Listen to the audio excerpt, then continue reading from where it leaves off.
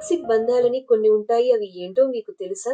వాటి గురించి ఈరోజు తెలుసుకుందాం. ఇలాంటి బంధాలు మనకు అవసరమా? ప్రేమికులు, భాగస్వాములు, స్నేహితులు. వీళ్ళంతా ఎవరు? మన హితులు. కానీ ఒక్కోసారి పక్కలో బల్లెంలా తయారవుతారు. మనశ్శాంతిని దూరం చేస్తారు. అలాంటి టాక్సిక్ బంధాన్ని ఎలా అర్థం చేసుకోవాలంటే, ప్రేమికులైనా, ఆలుమగలైనా, ఫ్రెండ్స్ అయినా, ఎవరి పరిధిలో వారికుంటాయి. నిజమైన బంధంలో గౌరవం ఇచ్చిపుచ్చుకోవాలి.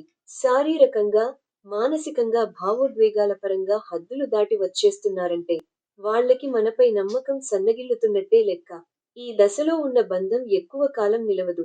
తరచూ విమర్శించడం, ప్రతి పనిని తప్పు పట్టడం, వాళ్ళ ఎమోషనల్ భారం దించుకోవడానికి మీపై విరుచుకుపడడం చేస్తున్నారంటే ఆ ఇద్దరి మధ్య దూరం బాగా పెరిగిపోయిందన్నమాట. మీ పార్ట్నర్ మీ సమక్షంలో లేనప్పుడే మనసుకెందుకో హాయిగా అనిపిస్తుందా? అంటే ఏదో తేడా కొడుతోందని అర్థం. తన తీరుతో విసిగిపోయి ఈ దశకు చేరారంటే ఇంకా ఎల్లకాలం కలిసి ఉండలేరు. నిజమైన భాగస్వామి మనం కష్టాల్లో ఉన్నప్పుడు ఆదుకుంటాడు. నిన్ను మరింత ముందుకు తీసుకెళ్లాలని ప్రోత్సహిస్తాడు.